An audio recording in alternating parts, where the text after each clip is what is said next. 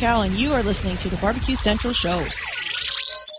So to get that perfect barbecue, you use wood. Are you sure it's safe? Whatever. We put the lighter fluid on, strike the match, and oh! Should we call the fire department? That might be a good idea. Welcome to the Barbecue Central Show, the show where we talk about all things that are important in the world of barbecue. From big-name interviews with competitors on the barbecue circuit, grill manufacturers and pit makers, to advice on cooking brisket and ribs. You'll find it all right here on the Barbecue Central Show. Your host, Greg Rempe, is a backyard barbecue and grilling fanatic and loves to talk about his passion, which many of us share together. You can learn more about barbecue and grilling by visiting the website, thebbqcentral.com. Now, let's get in the smoke. Here's your program host, Greg Rempe. Hey, everybody, welcome to another edition of the really big Barbecue Central Show. Hey, Dave Bosca's in the house. Dave, what's up? How are you? Put your barbecue in already. Host of others in the chat room.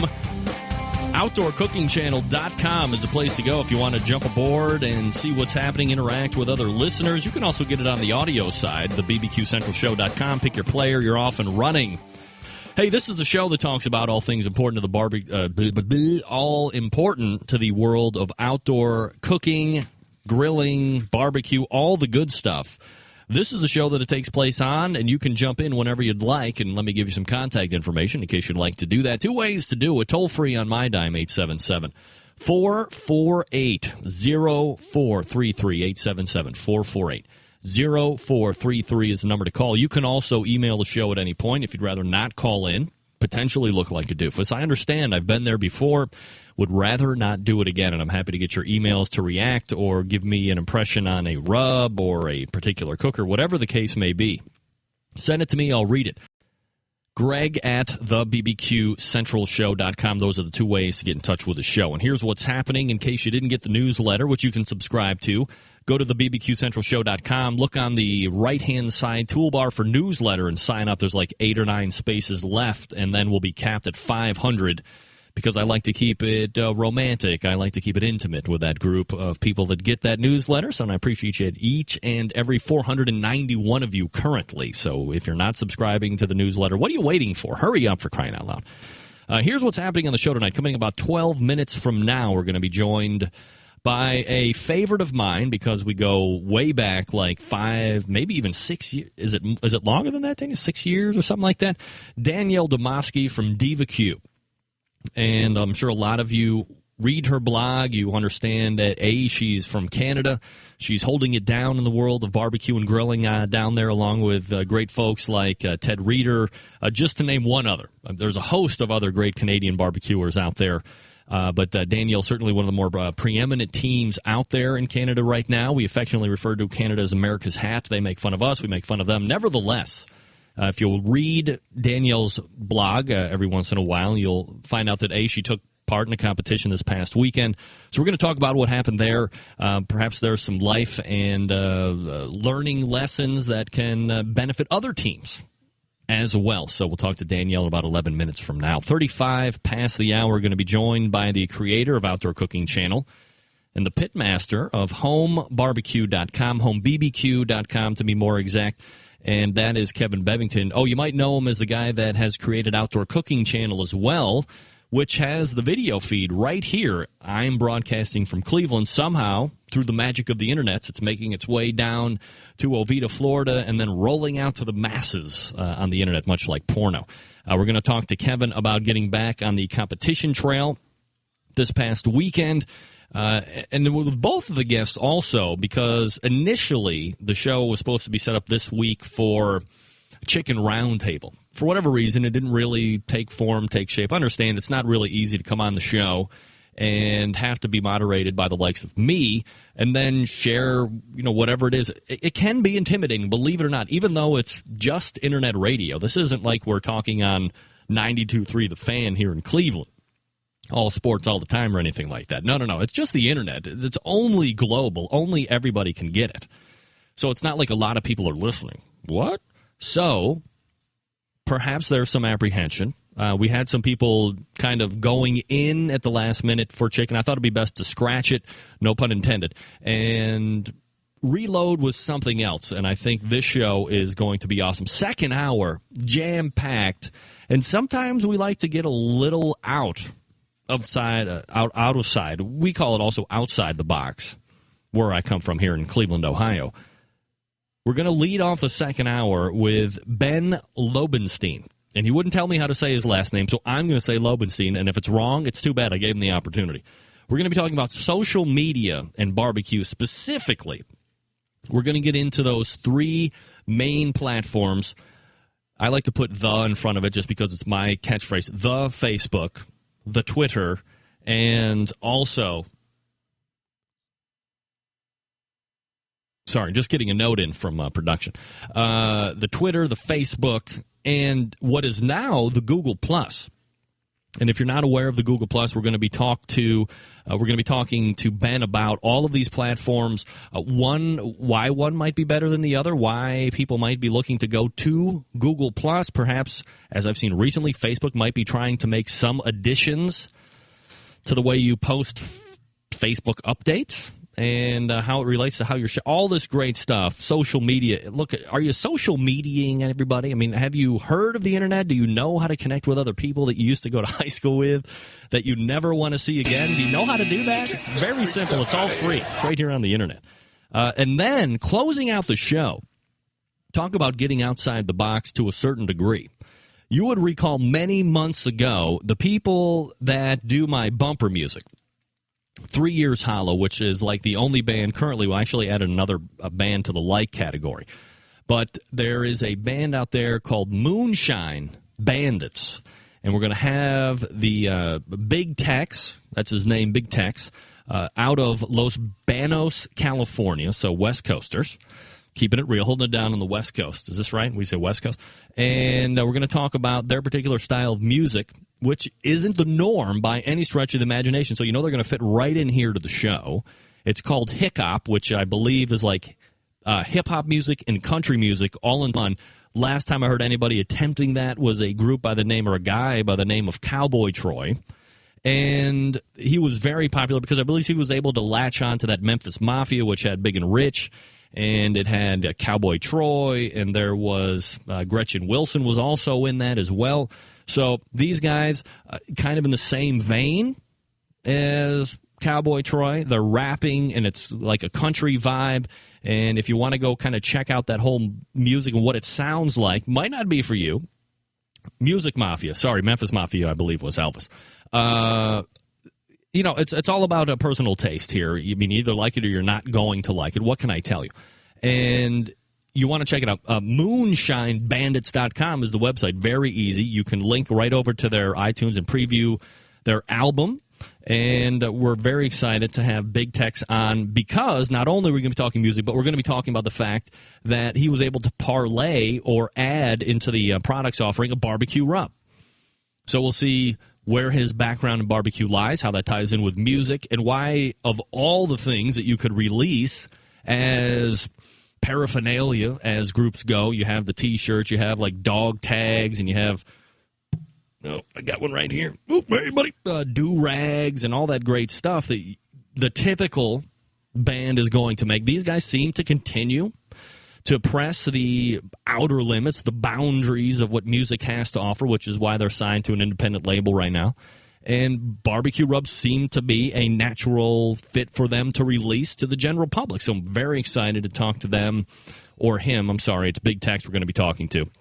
And by the way, when you go over the Moonshine Bandits, I mean, I'm a little intimidated with the fact that, I mean, these guys look like, I said I'm very intimidated.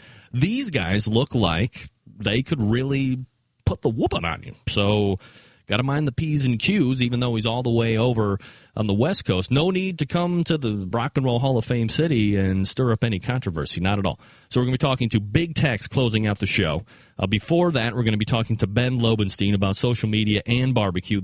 Before that, we're going to be talking to Kevin Bevington from homebbq.com. And then we'll be talking, firstly, in the next 5 minutes, to Danielle Demoski from Diva Q. So a fully loaded, jam-packed show, plus your phone calls and emails. 877-448-0433. Greg at the BBQ Central Show.com. Before we even get on the air with Diva Q, go ahead and email me this question, or the answer to this question. This is from Big Mo Kason. Big Mo, always checking in. Still not doing the show, but checking in. Greg, when you have time, ask Diva on the name of the fantastic whiskey we were drinking at the Buffalo contest a few weeks back. So go ahead and email me the question, or the answer to that question, Danielle, and we can shoot that off to Big Mo. Evidently a whiskey drinker. Who would have figured? Big Mo, whiskey drinker. All right, Big Mo! Yeah, 40 Creek. 40 caliber. Gang, gotta remind you quickly about a guy that is sponsoring the show, and he lives and reigns right here in Cleveland, Ohio. It's Stephen DeFranco Jewelers. I've been talking to you about him for weeks. They started right around Father's Day with a great special that has been so popular it continues to carry on week after week, and maybe you're not aware of exactly what the special is. And let me tell you, there is a line of watches that are made by Bulova. It's the higher echelon line of watches called the Accutron, okay? Go ahead and look right now at all of the Accutron line of watches that are made by Bulova on the Stephen DeFranco website. And you can find that by going to the Barbecue Central Radio Network's homepage at thebbqcentralshow.com and then clicking on his banner specifically. Whether you're a female, whether you're a male, go ahead, look at those watches that would fit your particular gender, and then call into the number that's listed on the website. You're going to get 30% off that Accutron. Believe it or not, 30% off. And then if you mention my name or Steve's name and the term barbecue brother, you're going to get an additional $50 off. Let me ask you a question, Centralites, and let's be honest, and I'm not going to lie like I know I want to. When was the last time you could mention my name and get 30% off and then an additional $50 off of anything? That's right, never. Don't miss your opportunity now to peruse the upper echelon of the Bulova line of watches, the Accutron line. I have one. I absolutely love it. It's the best watch I've ever had in my life. Keeps great time, but it's a fit, form, and function. It's a style thing. People are always drawn to it. It's complimentary. You're going to love it if you get it, and you get it because you finally know a guy in the jewelry business. When was the last time you were like, man, I would love to get a great watch at an even better price, but I don't know anybody in the jewelry business? Well, guess what? Now you know the guy. He's Stephen DeFranco, and he's a barbecue brother just like me and you. So look it up right now. Go to the Barbecue Central Radio Network's website. Click on the banner, then look for the gents or the ladies for the Accutron line of watches. Okay? Do that for me. And then call into the number that's specifically listed on that landing page. Tell them that I sent you. Tell them that Steve sent you. Then mention the term barbecue brother. Get an additional $50 off. Now, if you're out of state, don't worry about it. It's free shipping. If it's a gift, they're going to gift wrap it for free. They're going to polish it for free. You get batteries for life. Just send it back in. They'll replace the batteries. You go ahead. They'll send it right back out to you.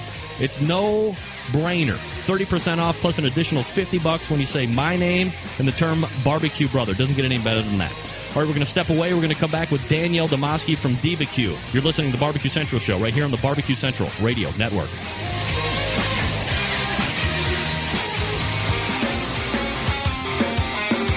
Broadcasting live from the Barbecue Central Radio Network studios in Cleveland, Ohio.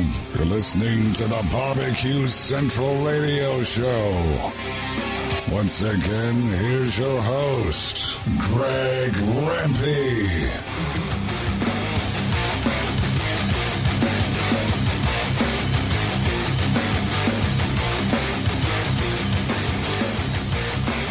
All right, coming on 14 past the hour.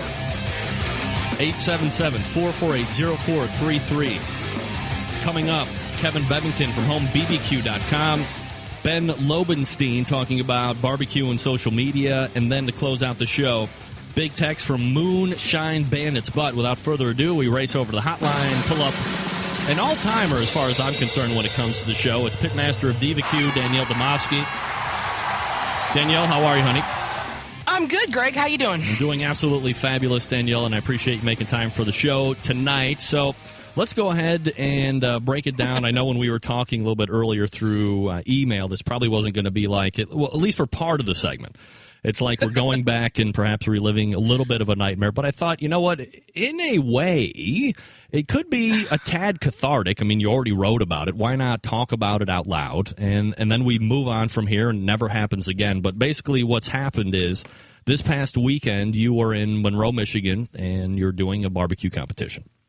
Yep. And prior to what we're about to talk about, when you load in and the cook goes overnight, I mean, how was everything unfolding for you up until what we're about to talk about? Oh, my day was actually unfolding incredibly well. Everything, and you know, other than one Thermapen battery going dead, other than that, everything was going fantastic. The meats were looking excellent. I tweeted a couple pictures of stuff that was coming off and going on, and the ribs were excellent. I don't tweet my pictures of my chicken because I'm pretty protective of it. But overall, the cook was going excellent. I couldn't have asked for a nicer place to barbecue. I mean, this was a first-year contest, and I just want to give props out to the people over in Monroe, Michigan, who did the organizing for this contest. This was an excellent contest site, and I mean cushy, excellent, beautiful location, level sites, individual power, individual water. Just an absolutely – I will go back in a heartbeat no matter what. It was a fantastic place to barbecue, and I love Great Lakes Barbecue Association. I'm big fans of all those folks over there, and I don't get to see them nearly often enough. So it was a great contest, absolutely terrific. All right, so everything going spectacular. The place is great. Cooking overnight is going great for you, and we get to the first turn-in now. I mean, it just seems to follow suit. I mean, I'm asking pitmasters every single week about chicken and how scores are dropping off. And one week they're this, next week they're that. And to me, as a guy who's never competed and who sees the fact that chicken always seems to be like the least expensive item to get and practice on and become most consistent, and seems to be the Achilles heel of quite a bit of teams, and not necessarily what we're about to talk about as far as you turning it in, getting a bad score this week, and perhaps it wasn't a bad score last week. Something else has gone awry, and it seems to be like the most I've ever heard about it in the last 5 years, or maybe it just has never been as vocalized as it has. And Tuffy Stone started it all the way back like 4 or 5 months ago when he was down in the southern states, when he was DQ'd, and it was basically done on camera. I had Bubba Latimer on last week. He's been DQ'd a couple different times this year already. And you get to go ahead and fall into the DQ portion of all of these pitmasters. So kind of break it down for us. Chicken is the first turn-in, as we know, and then ribs and pork, then brisket. So what happened? Where does it kind of go awry for you, and kind of we fall off into this DQ area? Oh, you know, it was going fine. It was, you know, the chicken was coming off on time. There was absolutely no reason for it not to go in on time. We were an absolutely solid 20 seconds late. We had, unfortunately, 3 different time zones in our camp. And this falls completely 100% on my shoulders. You know, we have an atomic clock that's in the trailer. We have an older one that's outside. We have my BlackBerry. We have Vlad's BlackBerry, and 3 clocks had different times. And I thought I had another 2 minutes to go. And truly, the turning could not have been more than 500 feet from our tent. Like there was absolutely no excuse to get. And this is where, you know, you absolutely get morbidly embarrassed and disgusted with yourself and angry with yourself, because here you got this gorgeous box of chicken, and we, you know, more often than not, we've been in the top 10 for the past year in chicken. So our chicken scores have been quite good this year. And you know, you got this gorgeous box of chicken. I mean, it's looking good. Everything was going in at the right temperature. The glaze was set perfectly. It was heading to the turn-in box, and I'm in the trailer, and I'm already working on the next section, and I can hear Vlad curse.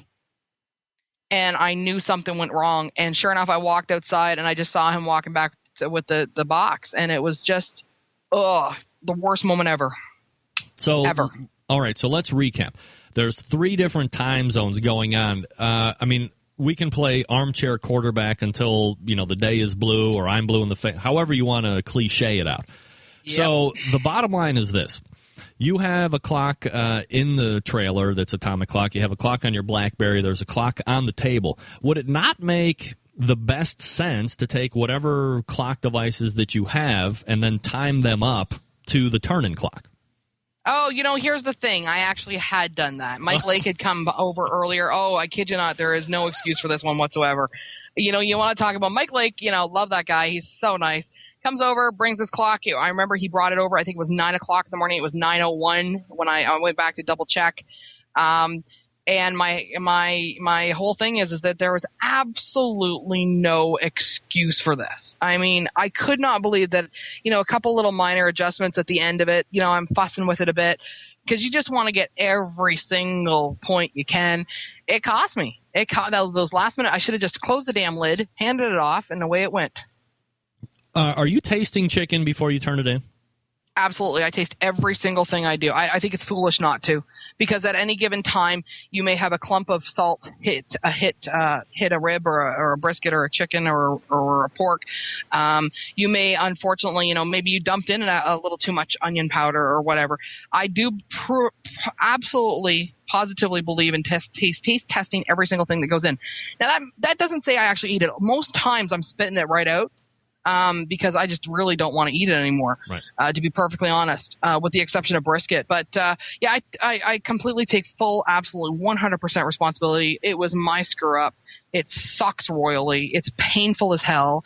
And at the end of the day, when we saw our scores, it really did cost us a hell of a lot. Yeah, I was going to say, so as we look through the rest of the categories, and I mean, we won't go through, what you thought of them, but you finished 11th in ribs, so just out of the top 10, but then first in pork and then a third in brisket. So when you see those, I mean, you would have to figure with how the chicken was going, you were going to be at least perhaps a top 10, perhaps even higher.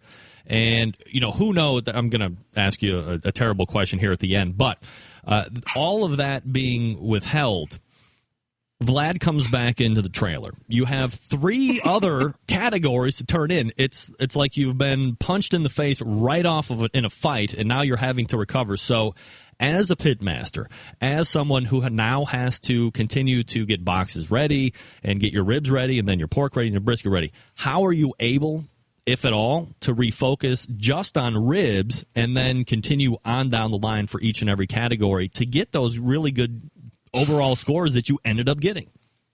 Well, one of the things is I'm really blatantly honest on my blog on Diva Q, and I truly do write exactly what I was thinking at those moments, because in all honesty, I think you're kidding yourself if you think you can just bounce back from that in a matter of a second. I mean, maybe there's other more experienced people out there, certainly the Tuffy Stones of the world or the Rod Grays or those big guys. They may have the experience level, but honest to God, I just wanted to punch something at that point. I'm not prone to crying. I wanted to hit the wall. I wanted to hit somebody. And it was all about anger at myself. So I told Vlad to leave the trailer, number one.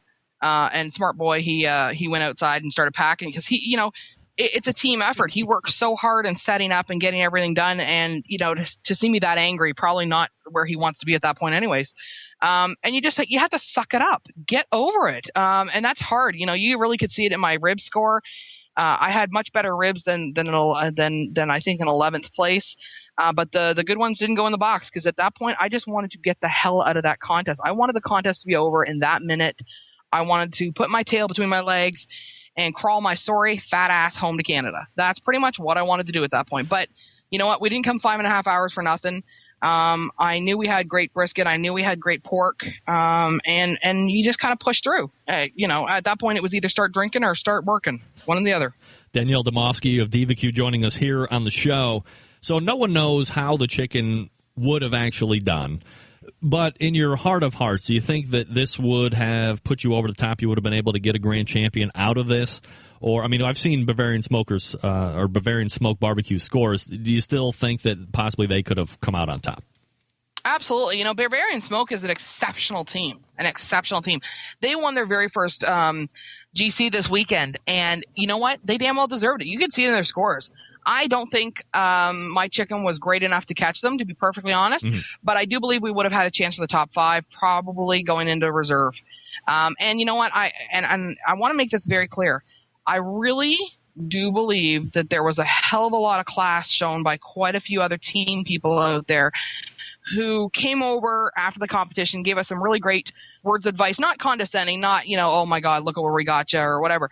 But there was specifically the team that came in reserve. And in true absolute barbecue team style, he came over or we were leaving, and he came over and said, "I'm riding the back door into this. I know you would have gotten reserve." I was floored by how classy a statement it was. He had seen all the scores. So I want to give massive props and kudos to Smokin' Ace's Crapshoot Barbecue. I thought they were true class act, and that's Pitmaster Mark. Very much a classy act to do that. He didn't have to do that. There was nothing, promoting him like that. But for him to come over and just say that right out loud, that's a true classy person right there. Danielle Domofsky of Diva Q joining us here on the show.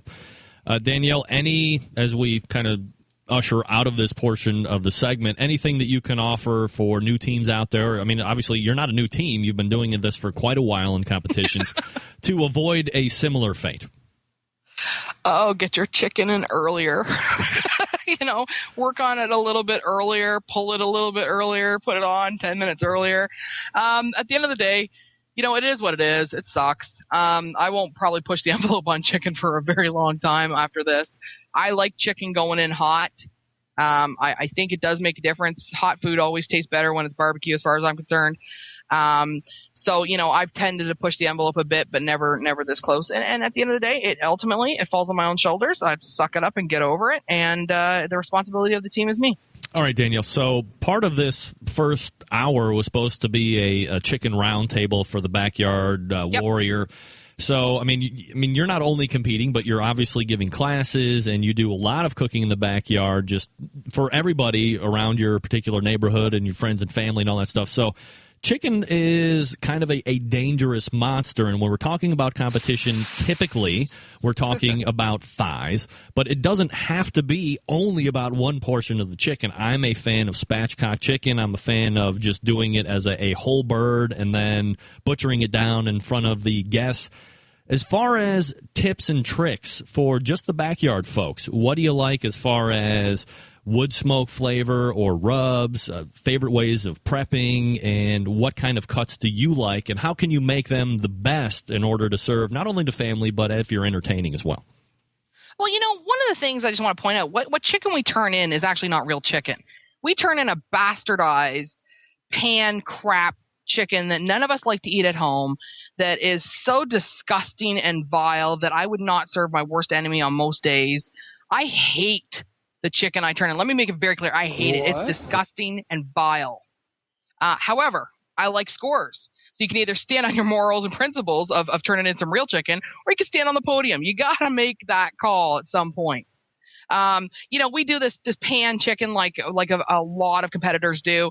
We're using the little blue bottles. We're using clarified butter. We're using thighs, legs. I do a combination of a whole bunch of things. Depending on the contest and where it is, I will do different chicken. I'm not going to specify which areas I focus on, but I will tell you this. We do a variety of pieces. I have noticed a little bit of a trend that I'm hearing little rumblings from judges that they're really sick of thighs. And that they get excited when they see breast meat in the box. They get excited when they see wings in the box. They get excited when there's something else in the box. Now, a team's decision to do that is their own. There's a couple of great products out there. I'm going to plug some people because I use their products. I will definitely tell you, I'm a massive fan on Smoke on Wheels chicken marinade. I'm a massive fan of Butcher Barbecue's grill product. Yes, me too. Good job, Dave. Massive. Continue. And those are a couple of products I absolutely love to use. And, I use, Smoky Mountain Smoker. Here's a tip. Smoky Mountain Smokers products. That's, Joe and Von Seal. They're the makers of the disposable cutting boards. They make some really excellent rubs and sauces as well. And I use a lot of their products. The sauces that I use for competition are 99% my own. And I mean, from the stove, my own, not modified a bottle. And you know what? We just make such crappy bastardized chicken. It makes me not like, we had it tonight, leftovers, and I didn't want to eat any of them, and I'm not touching them. They're just vile. All right. So what about to help the backyard? Forget about this bastardized chicken. I mean, you've basically validated everything I've said for the last 2 weeks, and I'm not even going to get into it. So what about for the folks that are in the backyard that want to make a good chicken that is succulent and moist and juicy, flavor profiles, cuts, all that stuff? Absolutely. I'm a big fan of brining. I use Alton Brown's brine. It is the #1 searched recipe on the Food Network site, which is Good Eats Roast Turkey. So they have a brine on there. It's got some allspice berries in it, peppercorn, salt, sugar. Certainly Cooks Illustrated is another website. If you're looking for chicken recipes and really, really solidly working grilling chicken recipes, they've got them on there. We've got some brine recipes on my website as well. I like a brine chicken first or a marinated chicken. I really love spatchcocked out chicken. I love it, and I love Tuscan brick chicken. So basically, you've taken out the backbone, you've cracked it back down onto the grill, and then you brick it. So you take standard household bricks, put on a couple of layers of foil, and weight it down. You get the most beautiful skin when you do that. It's succulent and juicy if you brined it. There's lots of great savory flavorings. I'm a big fan of the Slabs chicken product as well. They make an excellent product. I prefer to grind mine up a little bit before I use it. I like smaller granule sizes. Super yummy, super delicious. It's great on chicken, great on lots of stuff actually. We use a variety of different things. We just got some charbroil products to try. I tried one of their mops over the weekend. It was excellent. I have a new charbroil infrared grill that I'll be playing with this week. I'm really excited about, and a lot of it's going to be chicken because, like you said before, Greg, it's a lot cheaper to use all these different cuts of chicken and play. Thighs are great at home. Just roll them, keep them rolled so that all the juiciness stays in them. I love those chicken leg racks. Chicken. My kids love chicken legs. So if we're going to load up the grill, we're going to do not just 12. We're probably going to do 24 or 36, and it's going to be delicious. Freeze them. Danielle Dubofsky of Diva Q joining us here on the show. Sorry, I had my sound down. I was going to take a drink of water. I saw that. Danielle, we're trying to come up with a name, a word. You've probably been following the chat here, where if I happen to say it during the course of the show, everybody's going to take a shot. Would you like to give us a word that we can use tonight? Spatchcock. Yes. I can work that into pretty much any situation. So spatchcock is the word, gentlemen, in case you're wondering. Every time I say the word spatchcock, you go ahead and fire it up, whatever you like. All right, Danielle, where are you going to be at next, and where are you pointing at towards the end of the year? Well, right now I've got to figure out if I want to go into a bit of a points chase with the other top Canadian team, which is Can't Stop Grilling. Right now they're headed to Pennsylvania, and that's quite a hike away. And I know we're going to be probably neck and neck going into the American Royal, and I'd like to still remain the top Canadian. I've been the top Canadian competitor on the KCBS for the last 4 years, and he's nipping at my heels. So I'm not quite sure. For sure, I'll be at Oinktoberfest. I'll be at the American Royal. We'll be at the Jack Daniels, and maybe I'll sneak one more in. As far as I know, I might be able to do that. So, but I just one other thing. I have to say, big props to my homie, Big Mista, who is coming down to cook with me at the American Royal. Are you going to be working with Neil on that? Or, is there going to be perhaps a point of contention? Or has he been... I can't... Look, I know you, okay? There can't be co-pitmasters when you guys are cooking. So is he going to be relegated to, co-pitmaster, or what's the deal? Oh, no, honey. I'm always going to be the pitmaster. But That's I will right. tell you this. Neil has got an excellent palate. And I need his palate to definitely try food, and because a lot of times I can't taste it anymore. I'm sick of eating it. So I've got to tell you that Neil, because he's got such an excellent barbecue palate, he makes incredible brisket as well. So, kudos to him on his brisket scores, and just, what, I've eaten at his market before, and I know how excellent it is. I need that. I absolutely need his palate there. So better than a pit bitch, but not a pit master on Diva Q. There's only one. And there is only one. It's Danielle Dubofsky, and she is the pit master of Diva Q. Find her on Twitter at Diva Q. BBQ, you can find her on her website, divaq.ca, because, of course, she is from Canada. Danielle, always appreciate the time. Thanks for coming out tonight. No problem, Greg. All the best, guys. All right. There she is. Class act, pal. Class act. It's Danielle Dubofsky from Diva Q talking about the DQ. Nonetheless, thank you for doing that. Can't be easy to do. All right, folks, want to tell you first and foremost that you need to go over, follow her on Twitter at divaq.ca. Also, check out her website, follow her on Twitter at DivaQBBQ, and then you can follow her website at divaq. Oh my God, the at number, they're killing me. divaq.ca. CA stands for Canada. Friends, Fred Bernardo is at it again. And if you're not familiar with Fred, you should be, because he is a premier retailer of online stuff. And when I say stuff, that seems to be like a broad concept. But quite honestly, it's a broad concept.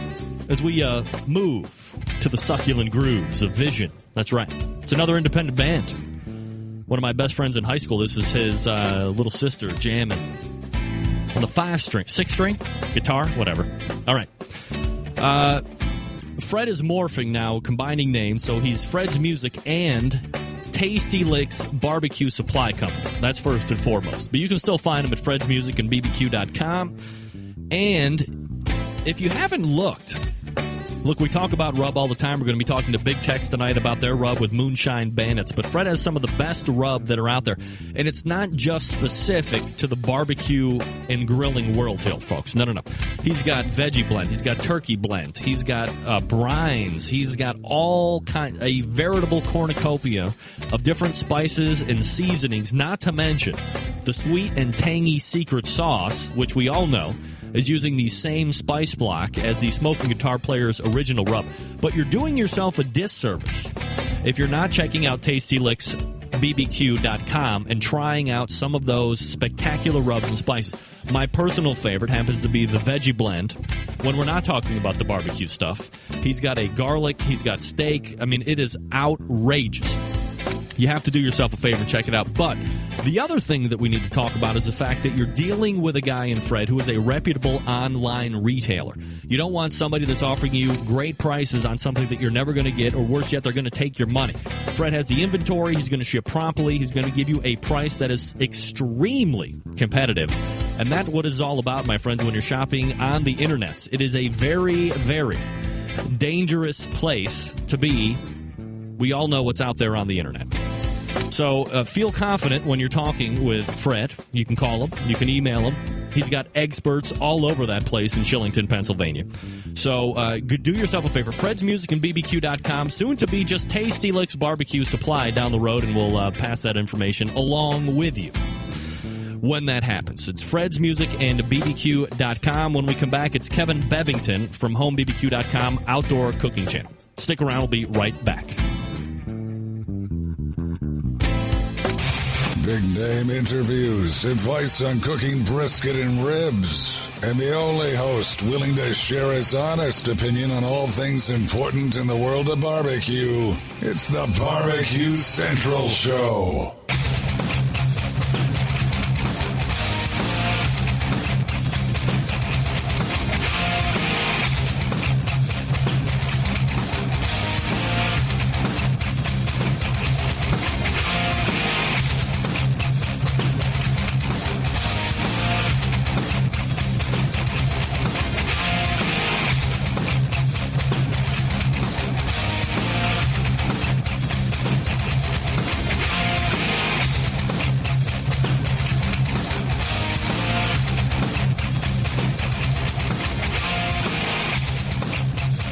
All right, this is where I have to say, Kevin, you have to call me, unfortunately. You hide.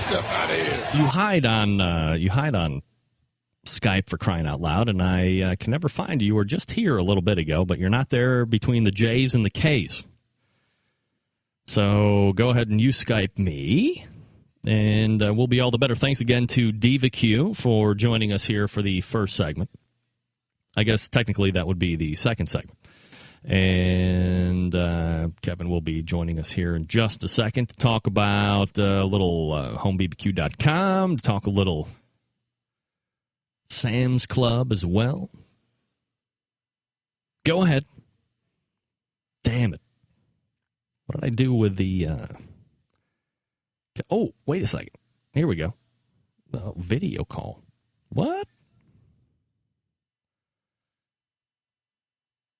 I think Kevin he hides himself when I look at the icon. It's like grayed out. Kevin Bevington, you got to call me. You're going to have to call me. All right, let's go ahead and fire up the hotline. Pick up Pitmaster of homebbq.com. It's Kevin Bevington joining us here on the show. Kevin, how are you? Hi, Greg. How you doing tonight? Absolutely fabulous, Kevin. Appreciate you joining me. Sorry for the miscommunication there. Are you hiding yourself on that status? No. I should be in there. You're just online? Yeah, I should be in there. All right. Well, something is wrong with my... I got to say spatchcock. I got to say that right. All right, spatchcock right off the bat. All right. Everybody who's got them, drink them. Kevin is playing along tonight. So, Kevin, great to have you on tonight. And the last couple times we've been talking about Outdoor Cooking Channel. But to be honest, we've been kind of leading up to what has happened this past weekend, which was home barbecues, kind of reemergence back into the competition scene.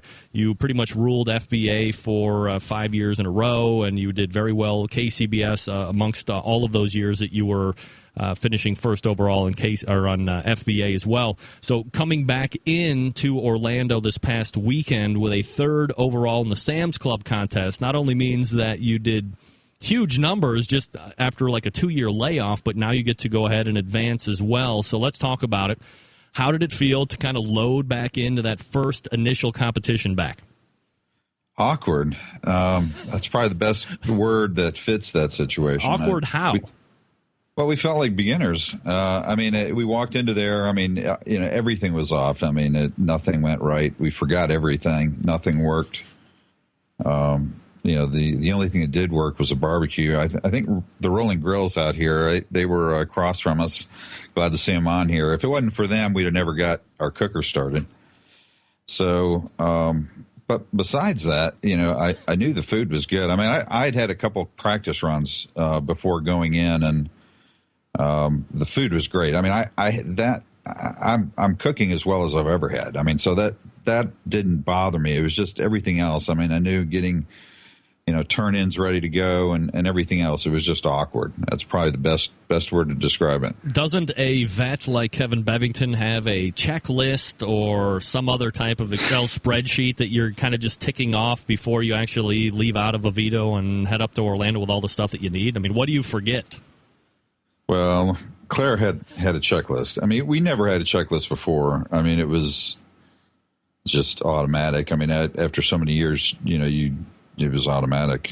Claire had the checklist, but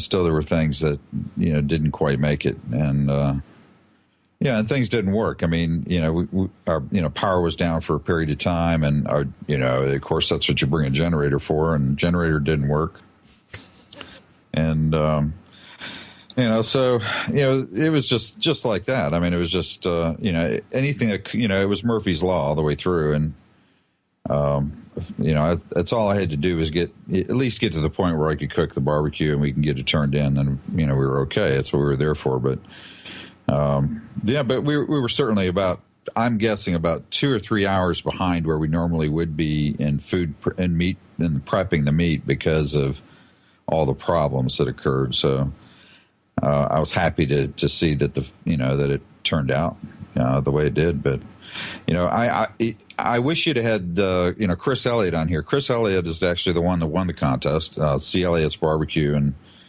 Chris is a friend of mine. I hadn't seen him in a long time, and we ended up right next to him, which was great. And he was actually the organizer. Those that may be in here that were familiar with the KCBS contest that was in Fort Lauderdale some years back. But he was the organizer, and great guy. His first grand and a hell of a contest to get it in. That's for sure. All right. So as you're taking part and kind of prepping and all this stuff, what cooker did you end up bringing with you? It's a pellet cooker. It's called Woodmaster. My sponsor, Barbecuer's Delight. Glad I got a chance to get that in there. Supplied me with this cooker and a bunch of pellets, and it's actually a pretty decent cooker. It's a dual fire pot cooker. It's rather overkill, but it actually gives a great smoke flavor. I'm very pleased with that. It's a little tricky to maintain the temp as low as I like, but that's because of the dual fire pots. But man, some great product coming off of there. All right, so after you get your meat prepped and you start the overnight cooking process, all the good stuff, are you still cooking lower temperatures, or have you started to ramp up into more of a power cook mode? Where are you sitting at for cooking temperatures? I've never been a power cooker. I've always been low and slow. The only thing that qualifies in the power end, that's just because I think poultry should be there, is chicken. I cook chicken at 300 to 325, and that's about as close as I get to power cooking. I've just never been that way. I've always cooked low and slow. Kevin Bevington joining us here on the show. HomeBBQ.com is the website, taking third overall in Sam's Club in Orlando this past weekend. You look at your categories. I'm not going to say that chicken's everybody's Achilles heel. It's your first contest back, but as you look at all four categories, that was the one that you finished lowest in, 21st in chicken. You had an 8th in ribs, and then you had a 3rd in pork and a 3rd in brisket for first contest back. So when you look back at the chicken, is that just first contest back? Is it luck of the draw? What did you think about the chicken as you turn it in? No, if you look at some of the scores there, I don't know if you saw where Jack's Old South ended up in pork, and there were some other teams in categories they should have done well in where they ended up. There was one killer table there and that's the only way I could explain it with chicken. Chicken's a strong category for us normally, and I thought the chicken we turned in was actually either our strongest entry or very close to it. So that shocked me. It really did.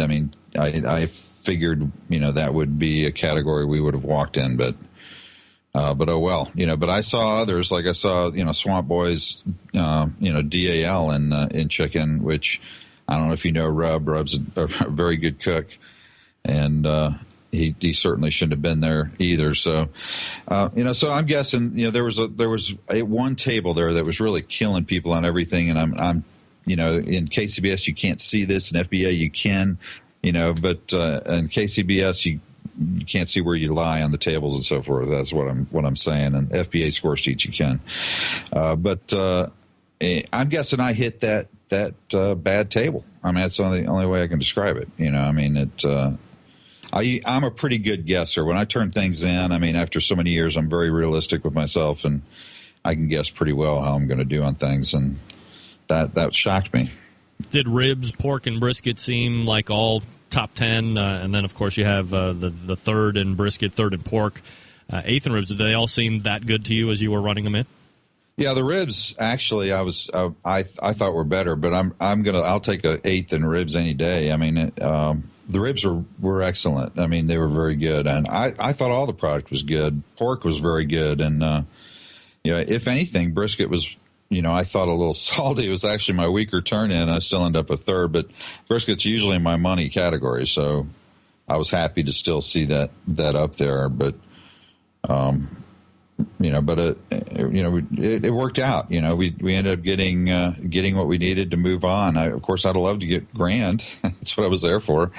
But hey, I'll take 3rd. That's for sure. Yeah, 3 walks out of 4 certainly is a bad first time back. You get to move on as well.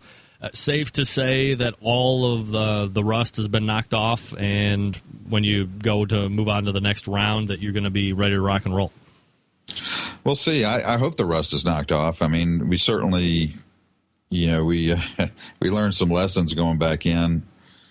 Like I said, it was almost like we felt like beginners. The only thing that it wasn't, we didn't feel like that with is, when I was actually cooking the meat. That was, I didn't fall out of practice on that. I've been cooking a lot over the last couple of years, so that wasn't a problem. But hopefully we'll see. We're going to try to get in an FBA contest or two before that next Sam's event, and get a little bit more practice if we can.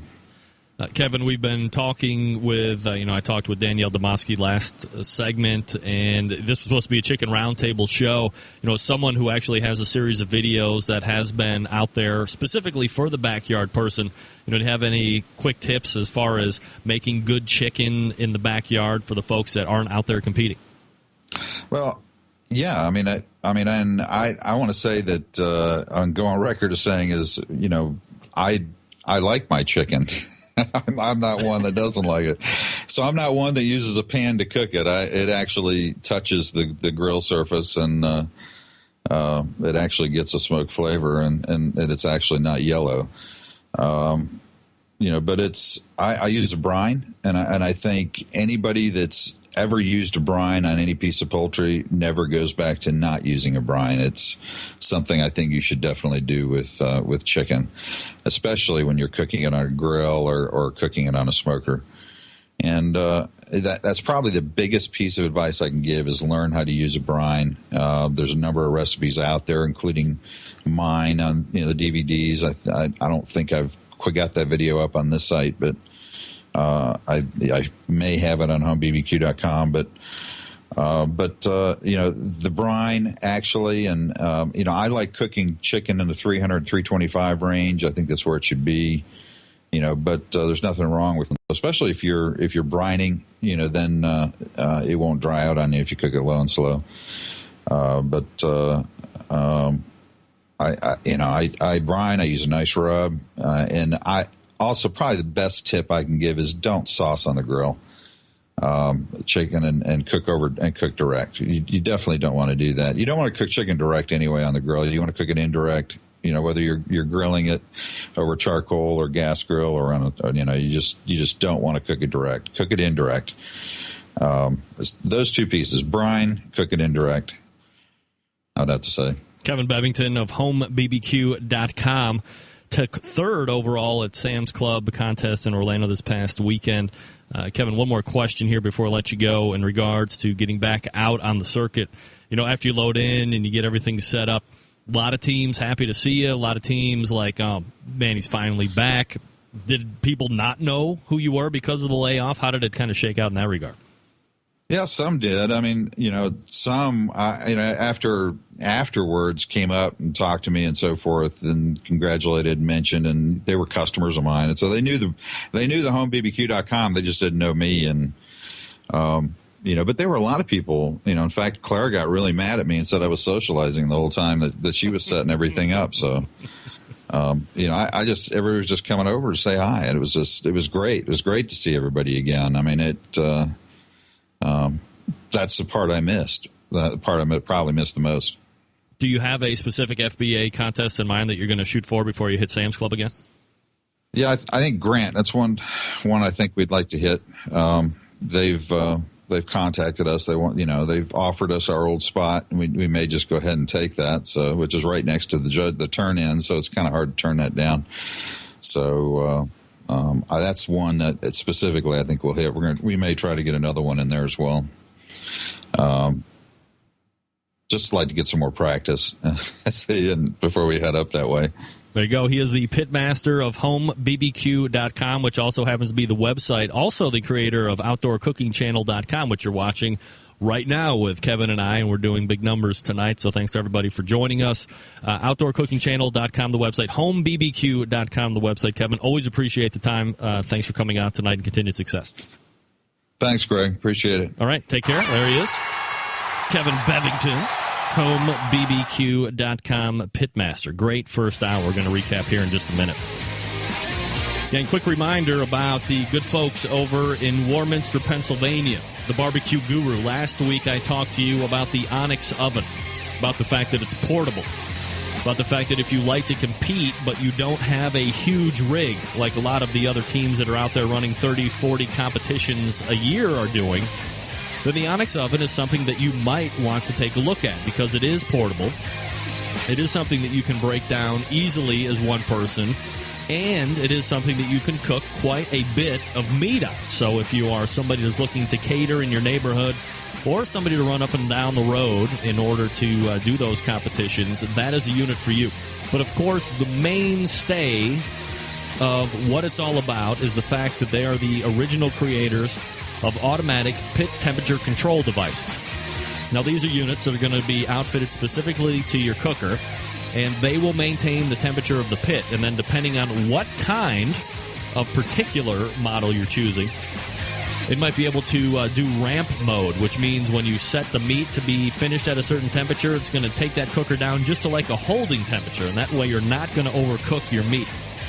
Look, if you're a busy professional like me, and you're a barbecue enthusiast and fanatic like me, you want to be able to throw a pork butt or a brisket on right before you go to work and just set this barbecue guru up and let it do its thing so you can be doing your thing making that cashish, selling stuff up and down the line, all the good stuff.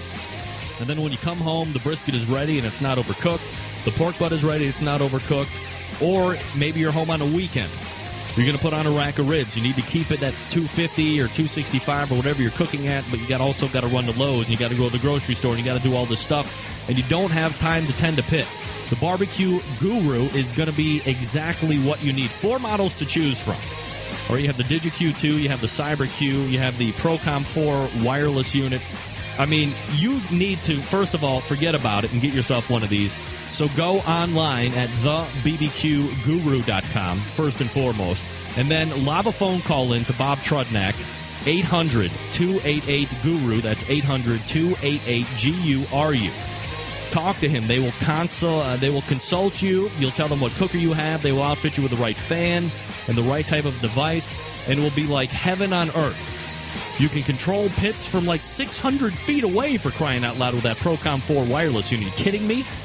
It's absolutely fantastic, and by far, they are the longest-running advertiser. Also, they have wicked good charcoal in stock. They have Blues Hog sauces. They have Head Country. They have Slabs and Dizzy Pig Rub. Kind of a one-stop shop. 800-288-GURU. Call them up or visit them online, thebbqguru.com. We're going to wrap it up for the first hour. Look forward to the second hour right after this.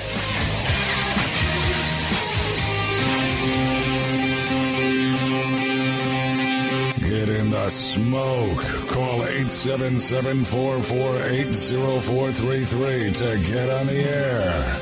Now, here's your host, Greg Rempe. All right, we are back. Special thanks to Kevin Bevington for joining me last segment. Talking about the big return to the competition scene in Orlando, Florida. They took 3rd overall after kind of laying off for the last 2 years. Couldn't happen to a better team, a better person. Great stuff to see Kevin coming back in that fashion. Huge crowd here tonight. What's going on? Velvet Smoke, I can never tell you about that, so don't even ask me about it. It'll be fisticuffs and death for one of us. Probably me. Huge crowd tonight, both on the audio side and on the video side. Excuse me, sir, did you say spatchcock? What? I said spatchcock. What? Spatchcock? Yeah, I said it. Hurry. So let me tell you about something. Actually, before I do that, I wanted to give a special mention to the folks over at Oak Ridge Barbecue, and these guys do rubs, and they sent me a plethora of rubs to try, and I wanted to give them a special mention. It's Oak Ridge Barbecue, the serious barbecue from the executive summary. This is something that began all the way back in 2002. They're a Grand Championship barbecue competition cooking team. They have over 20 professional barbecue teams from all over the country using their stuff. And you, too, can check it out, oakridgebbq.com, or you can email them sales@oakridgebbq.com. And they sent me, I think, like a sample of everything. I had the Santa Maria steak seasoning rub, which I'm very excited to try. Yeah, everybody knows I'm a fan of the Santa Maria style rubs. And then they sent me the Secret Weapon pork and chicken rub, the Oak Ridge Barbecue Competition beef and pork rub, and the Oak Ridge Barbecue chicken and game rub, and the venison rub. Honestly, I'm not going to use the venison rub. I'm not a fan of venison. That's just my terrible palate. So thank you first and foremost to all the great folks over at Oak Ridge Barbecue, and I promise I will get to these as soon as possible. As I am able to barbecue stuff, I will use those rubs. And I don't know if anybody has done any business with Oak Ridge Barbecue, or if you have any type of experience with them. I'm looking forward to it. I like the fact that they came in these like Ziploc type of containers, so I'll use what I want, and I can zip it up, and they're fresh for the next time. So thanks to Oak Ridge. Thank you very much. Email coming in from John Finch. You know John Finch from Grill Stock over in England. We had an interview with Ray Lampe about a month and a half ago, maybe 2 months ago. And let me give you an exclusive here. Can you believe, in your wildest dreams, let me paint you a picture here, folks. In your wildest dreams, could you imagine that the Barbecue Central radio show would be doing a live remote in jolly old England? Oh, my God. Could happen. Could happen at Grill Stock next year. Very preliminary. What? I said very preliminary plans going on right now. But your host might be doing a show. What? I said might be doing a show in England, if you can believe it or not.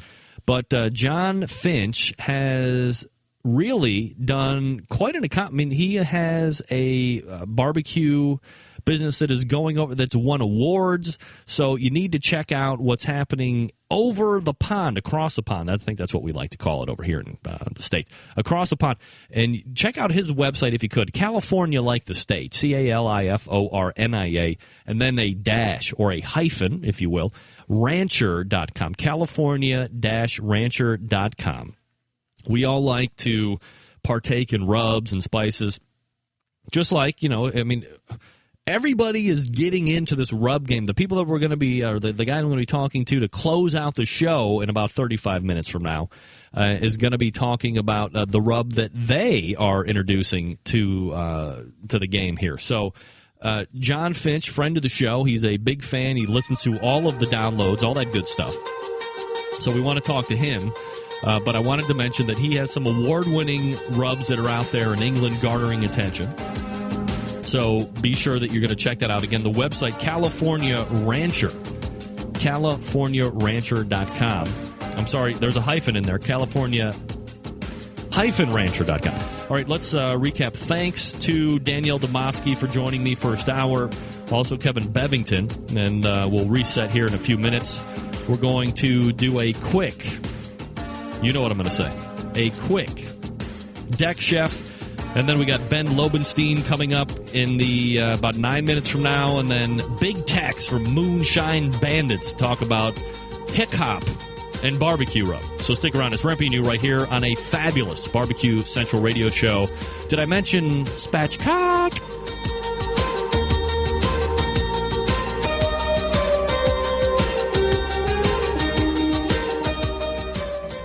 For a new twist on a great recipe? Are you looking for something else to do at the grill or to impress your friends when you're tailgating? Or you just want a fantastic recipe in the kitchen? Here's some good ideas that are quick and easy that's going to add a little bit of culinary flavor to everyday dishes. I'm Kent Whitaker, and join me after these messages. Hey everyone, cookbook author and award-winning barbecue guru and homestyle chef Kent Whitaker here. You know, one thing I've learned over the years is that homestyle cooking can't be beat. So if you need a great cookbook that's easy to follow and is similar to having a great conversation on a front porch with family and friends, then pick up one of my books at your favorite bookstore. Sheila Simmons and I are crossing the country in search of great recipes, from Texas to Georgia, from Tennessee to Alaska. So just ask for one of my cookbooks at your favorite bookstore, or visit me online at thedeckchef.com. I'm Kent Whitaker, the Deck Chef. I'll see you at the dinner table. You know, everybody loves s'mores. Now, you know s'mores, the traditional campfire recipe for dessert. You got your graham crackers, chocolate, marshmallows, and of course, I like to add something special like brown sugar. You know, that's fantastic, but also you can do this. Add a little bit of a twist with some grilled bananas. Now, grilled bananas, we've talked about that before on the show. Take some butter, some banana, brown sugar, put it in some foil, grill it up. Tasty, add some ice cream, that's cool. But you can also do that in slices with a little bit of brown sugar and add those grilled banana slices with the brown sugar and a little bit of butter to your s'mores. You don't want to make them too thick, but it just adds a little bit of sliver of flavor that you can't resist. So you got your graham crackers, chocolate, marshmallows, the grilled banana, and you put it all together just like you really would with a regular s'more. Cook them up, grill, oven, stove, however you want to do it, and eat them up. Now, if they don't like bananas, leave them off. They can have a regular s'more. That's fine. No pressure. But it is a fun way to add a little extra flavor to a traditional s'more treat. Until next time, I'm Kent the Deck Chef Whitaker. Check me out online for some great recipes. Until next time, I'll see you at... Hi, this is Scott Greenya from Fairfax, Vermont, also known as Scotty the Q, and you're listening to The Barbecue Central Show. From my heart and from my hand, why don't people understand my intention? Happy to have you aboard here for the really big barbecue show. We cook because we have to, and we grill because we want to. Fine, how's it going? You have a great show. I'm a big fan. So what seems to be the problem here? This man looks like he's dead, and he's in the crackle. Charbono. It's all about the Charbono, dude. Succulent fish. What? He ate 54 wieners. But listen, Lavernius, shake a face. I'm shaking like a dog shit peach seeds. You could use it to fight off creeping marauders looking to take your steaks off your grills. I just like being anywhere with Junior, Senior, and Diva. Sounds like a whole different movie. Wow. Yeah, really. Keep it hot, keep it clean, keep it lubricated. We have top men working on it right now. Who? Top men. Hey, just like that, we're back for the second hour.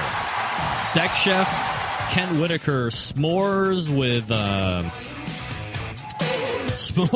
bananas. What? What? I don't know. He's the deck chef, not me.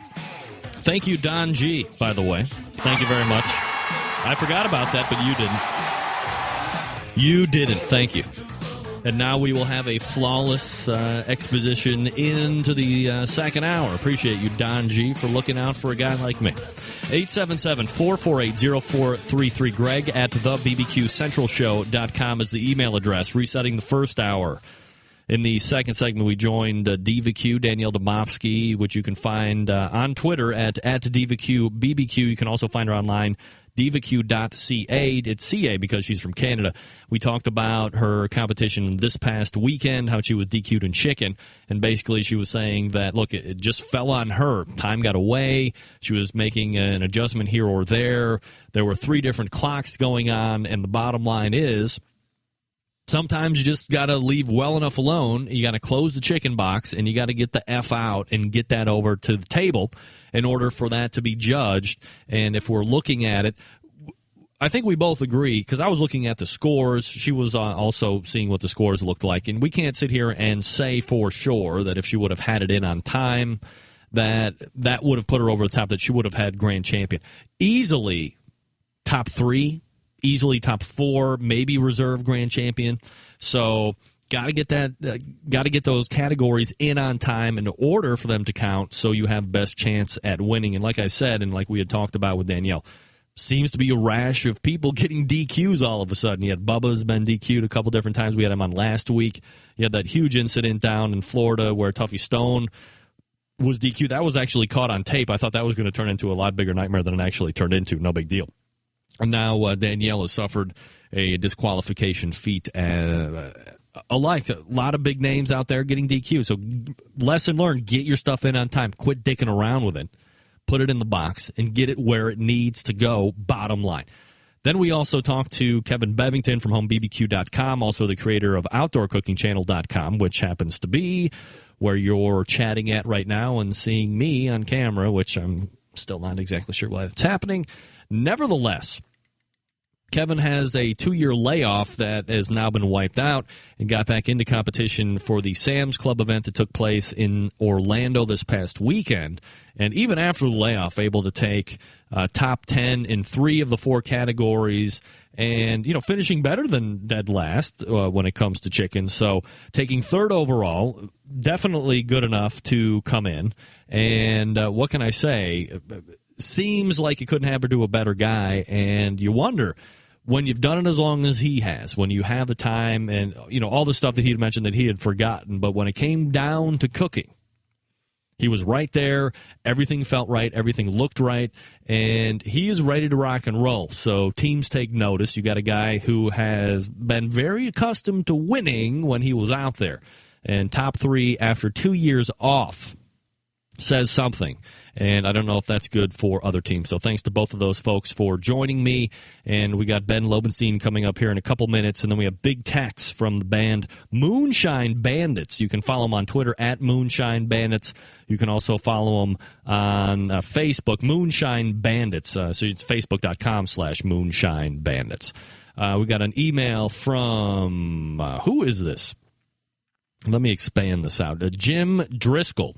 Love the rants. Funny, great show, wonderful addition. It's funny you mention that, Jim, because, I've started hitting up, weights and stuff. I'm going to get big and strong, work out. You ever been to the YMCA? And it's early in the morning for me. My wife gets up, goes to work, so I like to get out there, get the work in first thing in the morning. I'm not, afternoon guy or after work. I mean, after work for me is like 9 o'clock at night, so there's no way in hell that's actually going to happen. I don't even think the Y is open at 9 o'clock. So it's 5 o'clock in the morning, 5:30 in the morning for me. Can somebody please tell me what the hell is happening in the YMCA these days? I had no idea. I go in, I have my gym bag, I bust into the men's locker room, and holy crap. Boom, there it is. The smell of like Clubman cologne and man ass. Could these two things not intermingle any worse? If that was the only thing that was wrong with the YMCA, I would be a very happy camper, but that's like that's only like the minuscule pieces of what's going on. Evidently, the YMCA, and in case you didn't know this, you're going to thank me for this later when you think I'm a liar and you decide to join and go see it for yourself at 5:30 in the morning. This is where old guys, and I'm talking to you, 65, 75, 85-year-old and an older guy, this is where they go to hang out. Because you know why? They can get naked. What? I'm not sure exactly what the hell is going on in the YMCA, but evidently YMCA translated means old guys showing up in a locker room, stripping immediately down into their birthday suit, and then just roaming up and down the hallways. What? It's the worst thing I've ever seen in my life. I mean, it's overgrown. It's like in your face. You're like, I'm just sitting on the bench and I'm just trying to put on my shoes and shirt so I can go down to the weight room and get a workout in. And it's like, boom, crank shot right in the face. And you're talking to me about the day's event. It's 5:30 in the morning. What the hell are you doing here? And you have no clothes on. He's not going to work out. And not only is he not going to work out, he's not going in the shower. What are you doing? You have to go ahead and make it a point to go to your local YMCA at 5:30 in the morning, and you tell me if I'm a liar, but I'm not sure exactly what the hell is going on here. But I can tell you that it seems like a lot of our geriatric population really digs being naked, and they really dig it being naked in the YMCA where I'm just trying to get a workout in. I'm not going to sit there and walk around naked, okay? I'm just not that guy. I'm going to have underwear on at the least. I'm going to have some gym shorts on. These guys are just floating it around like they're like Playgirl models or something. Dude, it's called a towel or a robe. Nobody wants to see. You're sitting on the couch, okay? You're sitting on the couch with your naked ass. And where is that hygienic? There's coffee pots right over across the hallway from you. You're just naked, and it's just confusing. So, note to self, think twice about that membership to the YMCA, folks. Because there really seems to be a really lot of people that are older. And, I feel bad. I don't want to sit there and be like, hey, Benny, you're naked a lot and you haven't hit the workout room. I've worked out, come back and showered. You're still naked, reading the paper, having a cup of coffee, naked. Never a good idea. Get that big stuff out of here. You call me and tell me I'm crazy after you've checked it out for yourself, but I just need to get that point of warning out, okay? It could be a very bad place for you, and I don't want it to happen to you just like it's happened to me for the last few weeks. I thought it was just an anomaly, but it's evidently a very recurring event. Nevertheless, we're going to talk social media and barbecue with my next guest. It's Ben Lobenstein. Ben, how are you, buddy? I'm good. How are you? Well, hopefully you haven't been in the YMCA like I have. Hopefully not. I haven't. Should I? I don't feel from that description I need to be going there. Yeah, believe me, it's the worst place ever to be. I mean, the YMCA itself isn't bad. It's the men's locker room that seems. Maybe it's just a Cleveland thing. It very well could be a Cleveland thing. Anyway, Ben. Did you find Spatchcock there? Well, hey, what? Everybody drank. He said it, not me. I didn't find the first part, but there was a lot of the other stuff laying around. So, Ben, I wanted to have you on tonight. I see you a lot on a lot of the social media platforms. You're on Facebook. You're on Twitter. You're now on Google+.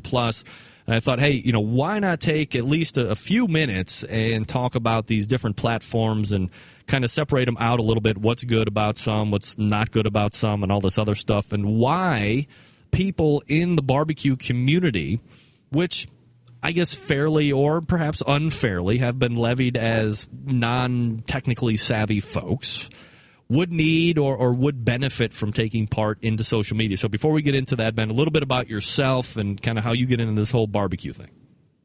I've been in barbecue since 2004 when I was invited to judge the West Coast Barbecue Championships. I was not a CBJ at the time, and learned fast that was the thing to do because I ended up table captaining, which I would say is not as fun as being a judge. I am a master certified barbecue judge by KCBS standards. I'm also an event organizer. I put on the only 3 KCBS contests in one weekend a few years ago, as well as I did a few of the Sam's Club events this year. That's the how I'm involved in barbecue. I was an event planner for years, so doing a barbecue contest brought my two loves together of doing special events and sort of being a foodie all in one.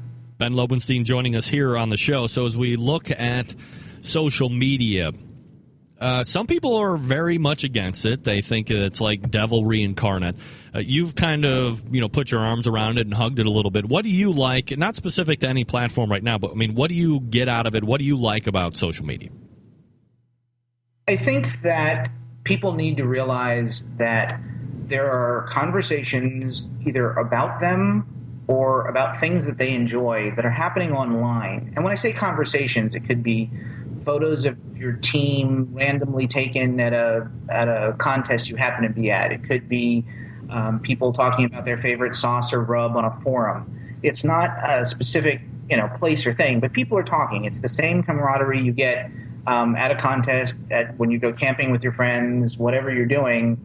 It's also available 24/7. Just with people who aren't necessarily local to you. All right, so let's go ahead and start. People are having these conversations. You might as well join in and be a part of it. Absolutely. Ben Lobenstein joining us here on the show. Ben, the most popular one, I'm going to go ahead and say it, but the most popular one, which is standing the test of time, is Facebook, which really started out as being only for college students, and I don't know if you had to have like an ID or something like that to validate yourself, but originally it was like for college students, but now has become really its own universe to a certain degree. So in my estimation, seems to be the most popular at this point, and whether that's going to be this point into the future, debatable at this stage of the game. But explain a little bit about Facebook and what you like about it and what you don't like about it. Facebook is a great place to simulate the environment of sort of having your own barbecue at your house, inviting all your friends over, people you generally know or communicate with, for the most part, at least somewhat. Even I've never met Diva Q. I'm friends with her on Facebook. I sort of know her through the show, know her through barbecue community. There's sort of a feeling like you have a relationship with the people who are your quote-unquote Facebook friends with. So in a lot of ways, that's the feel of Facebook. It's not 100% that case, but it's much more so that than other things or other mediums within social media. All right, so people do spend a lot of time on Facebook. They love posting pictures. There's a distinction between having a personal Facebook account and a professional Facebook account. That's a big differentiator that people are missing, and it's going to cause them trouble down the road. All right, so go ahead and explain that a little bit. Everybody who signs on to Facebook at any point is an individual user. Then from that point, if you have a barbecue team, a catering company, a business you run, something you're a fan of, I know people that have pets on Facebook, you create a page for them. And again, a page can be anything that's not a personal page. It can even be, a celebrity, somebody who's sort of famous in your community, your mayor. That's not their personal page where they interact with their sort of family and friends, but a more public page where people can come and see where these people are, where they're going to be next, what they're doing. And a lot of people create their brand as their Facebook account, which is going to cause them trouble because it's against the terms of service of using Facebook. So I'd suggest anybody who does that, have your own personal Facebook account and then go create a page, a Facebook page. They used to be called fan pages. Now they're just called pages for whatever it is you're trying to, I don't want to say promote because it's not always promote, but have fans of. All right, Ben Lobenstein joining us here on the show. So the next one that is very popular is Twitter. Different than Facebook to a large degree because of restriction and what it's all about, but I don't know if it's like a niche thing that seemed to be very popular and if it's starting to kind of wane out of popularity. But, you know, really what I like to see in Twitter, I guess what I'm seeing in Twitter that I don't get as much on Facebook is the fact that you can get involved with a lot of celebrities. You can at least follow what they're tweeting, and I'm sure there's a bunch of people that might have some PR hacks that are going and tweeting about them. But for people that aren't familiar with Twitter, what is going on with it, what's it all about, and why would you want to get into it? Twitter is part cocktail party and part junior high school bulletin board where you can put anything up there and people can just walk by and read it. So first thing you need to know about Twitter is there's a character limit of how large the messages you're going to send are. That's 140 characters. And that's a hard limit, no going over it, no way around it. But you can engage in conversation with people you normally wouldn't in a way in walking into a cocktail party. You can talk to brands online, you can talk to celebrities online, and sometimes they actually respond. An interesting one brought up by Tom Emery, who's watching the show today, is he got to see an interaction between somebody he was following and one of their followers who was sort of telling it. Wouldn't say it was telling a joke, but the situation was set up where somebody responded in a humorous fashion, and then people got to watch the sort of interaction between these two people, and it made them feel like they were part of the in crowd. So listening, very big on Twitter. Just listen, find things you're searching for, find other people who share those things, and engage with them and talk to them. And responding is the key thing. None of this is supposed to be an all listening endeavor. Social indicates that you're participating, that you're doing something, interacting with the media or the other people on the media. Now, one of the other things that is very popular within the Twitter community, and I agree, it's best to, especially if you want to create a lot of people that are going to be following you. Everybody loves to have their ego stroked. You want to have 1 billion followers, but you also want to be able to make sure that you are answering people and that you are communicating with them and that you're retweeting, which we'll get into here in a second, proper information to continue to kind of validate that you are someone worth following. And not only that, but you're someone worth recommending other people to follow you. So, and that brings me to my next question. There's a lot of within Twitter things or Twitter speak that you need to know about. One of those is the retweeting. So what is that all about? Retweeting is essentially repeating someone else's message to your group of followers. As in Facebook, you have your friends, and Twitter, you have followers, and the people you're following and the people who follow you are not necessarily the same group of people. So let's say what happened today, Diva Q said, I'm going to be on the Barbecue Central radio show tonight, and so I took that and I sent that out to my followers in case they had any interest in seeing that. And we see the information much the same, similarly, I should say, in Facebook and Twitter in some sort of stream of information. So being a part of the conversation, being a part of, if it's a forum, leaving comments on a blog, it doesn't, as long as you're part of the conversation and interacting, you sort of building your street credentials on social media. All right, one of the other things in Twitter is this hashtagging, which there's a guy at work that we mess around with all the time, and we love to just hashtag everything. We actually hold up our fingers, and we make like a hashtag with our fingers, and we just shout out words. But this is a very prevalent thing that happens in Twitter every day. A lot of people I hashtag everything I tweet with hashtag BBQ. What is that all about? So Twitter is this mass of messages. There's not as many people on Twitter as Facebook, but they seem to send more messages, so there seem to be much more volume. And in Twitter, you search for other people or other things or people that talk about other things that you're interested in. And you do that by sort of creating a hashtag. Well, at least that's the way they created it when the geeks were sort of trying to figure out how do I find other people who are interested in it. So you use the pound sign and then you type in something like BBQ, and then you can search for things that are hashtagged. And then you can find people who've mentioned barbecue in the last 2 days. And conferences and conventions are starting the hashtags so that they can find all the people who have gone to that conference or convention. And I think that's true at the Royal and some of the larger barbecue contests that have hundreds of people or thousands of people attending. They're creating a hashtag so that as people tweet, either via location-based service like Foursquare or one of these other ones, they can be found because of their hashtag. All right, so what do you like about Twitter and Facebook, and what would you like to see change before we bring in the newest player of the game? I don't know. I certainly don't know what the vision is next. I think Twitter, because of its 140-character and the sheer mass and volume of posts, is challenging for people to navigate. Most people that use Twitter don't use Twitter.com, the website.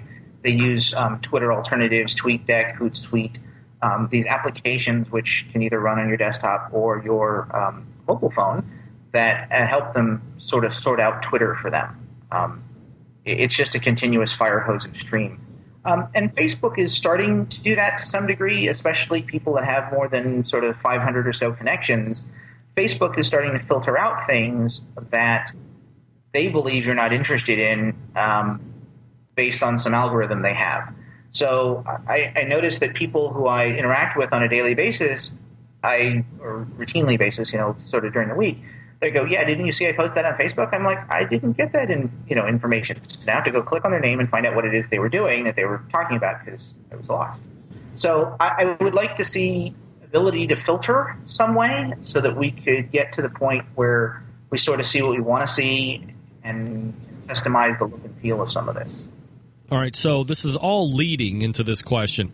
Maybe a month ago or so, maybe even more than that, Google was forever planning on making some type of Facebook killer, which ends up being Google+. And I'm a tech guy outside of this. I do listen to some podcasts. One of my favorite is This Week in Tech, which is hosted by Leo Laporte. And weeks before I actually got my Google+ account, they were talking about it and what they thought it was going to be good for and if they thought it was going to be like a Facebook killer. But having you're on Google+. What is Google+? And in the grand scheme of things, why is it good, and do you think it's something that could overtake Facebook at some point, or is Facebook just so big it's not something that's going to be able to be slain like a dragon of sorts? I'll just say first, they said that about MySpace. Anybody remember MySpace? Raise your hand. Okay. No, all right. What? Google has a lot of resources to throw at a problem when it finds itself at a problem. And in Google+, they sort of started doing that. Google+ is in an early beta stage. It is not ready for prime time. But they managed to get to 10 million users in 1/100th the time that took Facebook and Twitter to do the same thing. 1/100th. That's huge. They don't necessarily plan to sort of take over the world quickly. They plan to do this nice and slowly and sort of keep people in the loop about how they do it and what they do it. Google Plus resembles Facebook if you strip down quite a bit of it. But the thing that sort of amazes people the most is it starts with circles. And that's the thing that sort of Facebook has been, I wouldn't say spending time on, but figuring out what to do while they try to figure out what to do. And circles allow you to put people into each sort of group, and then you only share with that group. And so you can get sort of both sides where you're having a receiving group, which is people talking about barbecue, and then you have your family that isn't getting barbecue news, but then you can target the update just to family or just to barbecue and listen accordingly. The reason that this is fairly huge is that Google controls search. And if Google wants to know that its search is based upon its users' actions, meaning I go ahead and I like the Barbecue Central radio show on Facebook, only my friends know that. With Google, they're going to integrate this into search, and I can see that Big Mista likes it. I can see that Diva Q likes it. Tom Emery likes it. I can see that half of my California Barbecue Association, people like the Barbecue Central radio show, and therefore it's a more trusted source of information than Facebook like. All right, so with all of this ability to filter out, and when you're making a post, share it with these people but not these people. By the way, we're talking with Ben Lobenstein about social media and barbecue. Is the idea good? Is the format good? Is this something that you think can overtake Facebook at some point? Or is there going to be some type of platform? Because, look, I mean, you're everybody's over on Facebook for the most degree. And you have a lot of time invested in there. You've made a lot of posts. You got a lot of pictures over there. And then all of a sudden Twitter comes in. And there's kind of like a weird love triangle going on when you can use a Hootsuite or a TweetDeck and you can make one statement and then post it to a number of different platforms. And Google Plus isn't there yet. Do you think that Google Plus is going to be the overriding platform in the future? Or if it's not, is there going to be something that's going to be able to integrate everything so you don't have to keep going from one to the other to the other? And I guess my answer is, do you trust Google with your information? If anybody wants to take my information, guess what? Rude awakening. If you think being an internet radio star is going to get you hundreds of millions of dollars, the joke's on you, buddy. I think it's more an aggregate. It's information about what you like, and information. The same thing that the Facebook ads presents on the side of Facebook.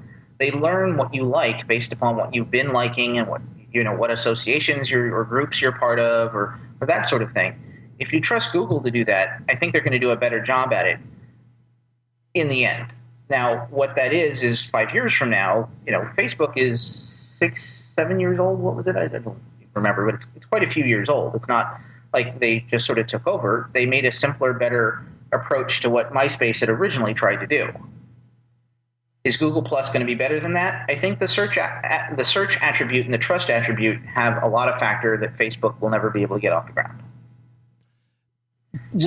Yes, I think in time. Would it be not prudent at this point for me to say, look, I'm jumping ship out of Twitter, I'm jumping ship out of Facebook, and if you want to see me, I'm going to be on Google Plus, and when you get an account, hit me up?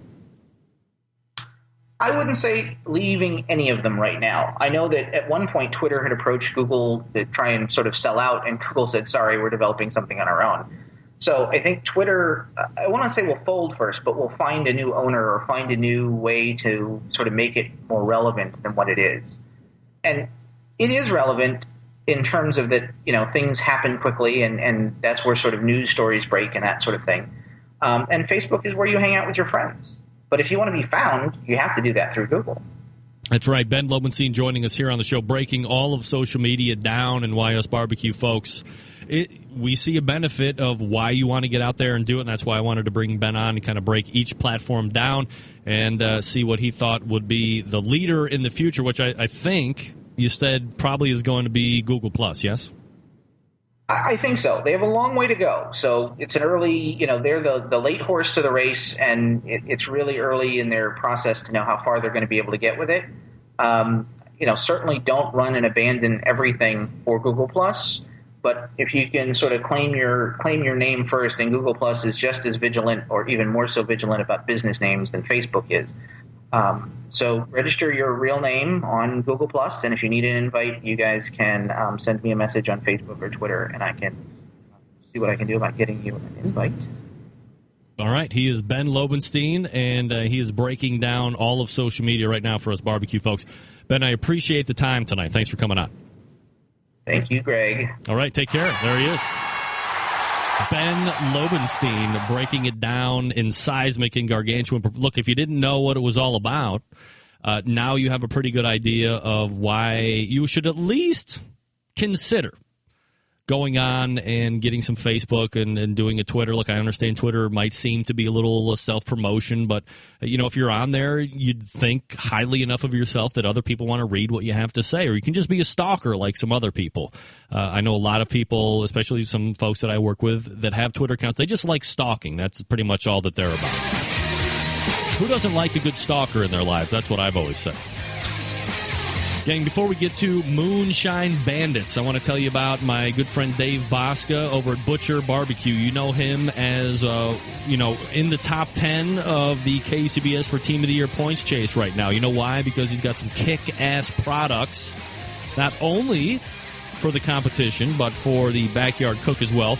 Butcher Barbecue, the brisket injection, the best-tasting marinade deemed by highly skilled and qualified judges from barbecue cook-offs sanctioned by various barbecue associations, not just one or two, but various, not only in the United States, but in Canada as well. Diva Q said that she uses Butcher Barbecue. Holla. It's a simple-to-use marinade. It's designed to be injected right into the meat to increase the moisture while intensifying the natural beef flavor. There's also a pork injection, too, in case you were wondering. But really, where it hits home is that brisket injection. And let me tell you how to use it. Look, all taste palates are different. What do I talk about here on the show? You got to trust your palate. You got to do what's right for you. If it tastes good to you, that's right. It's not what somebody else. Who cares? Screw them. All palates are different, so strengthen to your taste. But Dave recommends starting with 3/4 cup of marinade to 2 cups of water. You can also choose other options, like you can split half the water with beer, or split it with apple juice, or split it with cola or beef broth. But then you go ahead and place your brisket on a cookie sheet with the edges to help catch any excess marinade, right? Now, using a checkerboard pattern, inject every other square, keeping the injection needle in the center of the brisket meat. It's absolutely fabulous. Also, and that's just the beef injection, for crying out loud. Guess what? There's new items that are out here on the store. It's called Grill. Ever heard of it? Well, you better have if you've been listening to the show. It's a new item. It's a revolutionary product that can flavor many different types of meat with some easy-to-follow applications. One way is through marinating. Hello, you know what marinating is, right? You put your meat in a bag, and then you would cover enough grill liquid with the product, and you would leave it hang out 2 to 4 hours. A quicker way, just as efficient, is through injection. You use a syringe, you inject that grill right into the meat, let it sit for about 30 to 60 minutes. Or, if you're a crazy kookball Willie Jones, throw caution to the wind, my friends. And you can do both a marinade and then inject it, for crying out loud. For brining, you use a half a cup of grill with 8 cups of liquid. For the injecting, you use 1/8 to 1/4 of a cup of grill to 2 cups of liquid. And it's highly recommended to start in chicken, but after you try it, you're going to realize it's good on ribs and steaks and chops. So give it a try. It's $22.50 for 2 pounds. ButcherBBQ.com is the website. ButcherBBQ.com. Moonshine Bandits next. Stand by.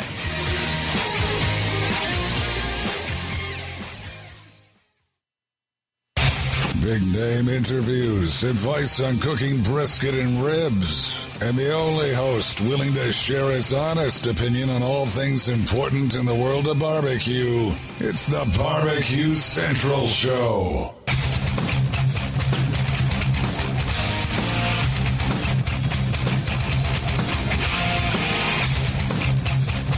All right, just rolling up on 20 past the hour here.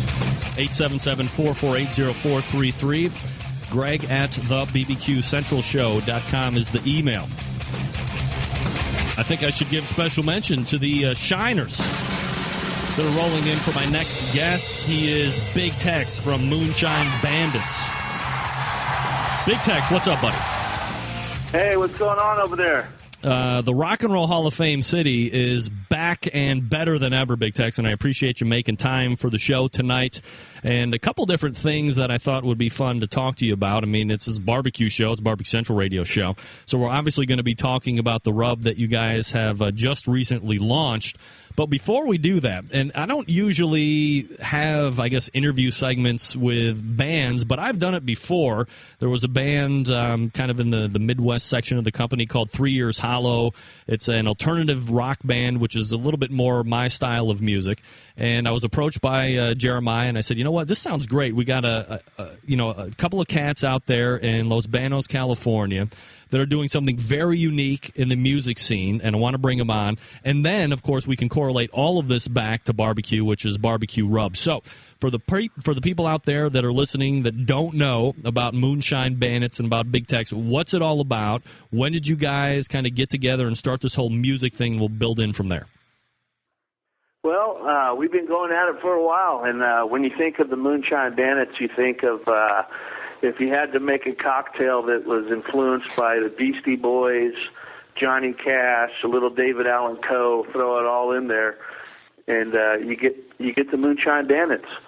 Our music's kind of like a mashup fusion of country music with hip-hop. It's for anybody out there that's working the 9-to-5 blue collar is pretty much enjoying our music, from bikers to truckers to your average Joe. I mean, you could see them at our crowd. Anybody that's a weekend warrior that likes to come out and, you know, drink a little bit and have a little fun, let loose, is pretty much part of our Shiner Nation. That's what we call our fans.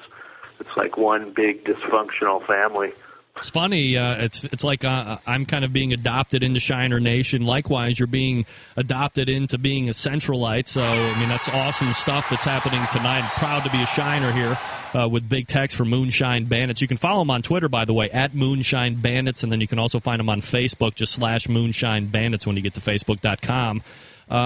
Big Tex, you know, people out there, especially, you know, you're in the music biz and there's a billion, maybe 10 billion bands out there. All they want to do is get signed and they want to make a living doing what they love. Nobody probably knows more than you. Man, it is a pain in the ass. It is a grind. You really got to work for it. When did you really make that final push into saying, you know what, we're not going to call it quits. We're not going to fold and just play little crappy bars. We're going to make the full push in. How long ago was that? Wow, that's, you know what, you just pretty much summed up the entire music career of ours. But, yeah, you know what, we started back in 99. I can't tell you how many times me and my partner fought over recording the song, wanted to call it quits the next day, millions of times. So now when I meet these, you know, up-and-coming bands and they're worried about how much they're getting paid or how many people's in front of their stage, I just tell them, you know, it took us 8 years before we started making money, so you got a long way to go, Jack. But, you know, we're on pretty much our 11th year, and we're finally making some pretty decent money. But we had to put into, you know, so much into it that it's ridiculous, probably. It's such a hard grind, and you got to really pretty much give it your all. I mean, your music can't just be great. You got to hit it from all angles. You got to know how to market. You got to know how to run a business. You know, the overnight success stories are gone nowadays because of all the CD burning. So you pretty much got to make your own path, and we're lucky enough that our music is niche enough, and there's not much out there like it, so it's starting to become pretty successful. Big Tex from Moonshine Bandits joining us here on the show. The album is available now. It's called Whiskey and Women, 14 tracks for your pleasure, and they're put on by Suburban Noise Records. You know, we talked to, you know, when I was talking to my guys over 3 Years Hollow, you know, this is a band, when I'm listening to them, I'm like, man, you got to be kidding me. With all the stuff that I hear on the radio, these guys sound as polished, as professional, just right up my alley. How come they are not signed? What is holding them back? You guys are able to sign with Suburban Noise, which is, I don't know if it's like an underground label, but I mean, safe to say we're probably not going to hear something from Moonshine Bandits on like 96.5 or some of the top 40 stations out there. But what was it like after putting in all of that work, all of the effort, trying to get it all honed down, to finally be approached and being able to sign on with Suburban Noise, who actually has some really good talent on their roster? You know what? It felt really good because the thing is, the Suburban Noise Records, they're, you know, one of the biggest independent record labels in the world, and they pride themselves on a grassroots approach, which is basically how our whole music is built. And it's basically not worrying about radio. It's building your fans from doing live shows and, you know, basically out there shaking hands with the fans and just getting that hardcore, loyal fan base to follow you. And so they basically made a stand against radio and proved that you really don't need radio to be successful if you get out there and, you know, really put the work into it. So that's we're kind of glad, you know, they got an eclectic mix of artists on their roster. Like you said, it's from everything from punk rock to hip hop, and we're the first country-ish, I guess, act on the label. So we're pumped up to be a part of a label that understands what we're doing, I guess you could say. So when you had an act like Cowboy Troy, who was, probably, I don't want to say he was lucky enough to be in with the Mafia down there with like Big and Rich and, all those other guys down there. I just talked to him yesterday. We're actually doing a song with him right now. Oh, cool. So, I mean, here's like a guy who kind of, I don't want to say blazed the trail of hip hop, but you had a black guy in country music who was rapping over kind of country tunes with an R&B and a rap style. Kind of blows your mind a little bit, and here it's you guys doing it. I mean, you're tatted up. You look like you could probably punch somebody's face in through the back of their head, and then to hear the music, it's like kind of mind-blowing. I mean, like you said, niche segment. Do you see it growing in popularity week after week? I mean, what's the reception been like for you guys? It's been good. It's actually been kind of weird. Our album, Whiskey and Women, charted on Billboard in both country and hip-hop. And it's not too often you see an album do that. Colt Ford out of the Georgia area, he's like the top 10 country artist, and all he does is basically raps with country background instrumentals and country singers on his album. So I think the genre, they don't really know where to place us. Country music doesn't have a platform for us, but I think the music and audience is there. The market's been proven. It's definitely been growing. Cowboy Troy was one of the first to do it. I think we've been doing it as long as him, but we were nowhere near his popularity that he's been around for a while. But I think the demographic is growing tremendously over the years. I mean, sooner or later somebody's going to have to say, "Hey, this is a true art form. We need to find a place for this." So. Big Tex joining us here on the Barbecue Central radio show. Moonshine Bandits is the name of the musical group, at Moonshine Bandit on Twitter, Facebook.com/Moonshine Bandits. The album's Whiskey and Women. Not surprisingly to you, Big Tex, a competition team down in Florida just downloaded the whole album. Their competition named Whiskey Bent Barbecue.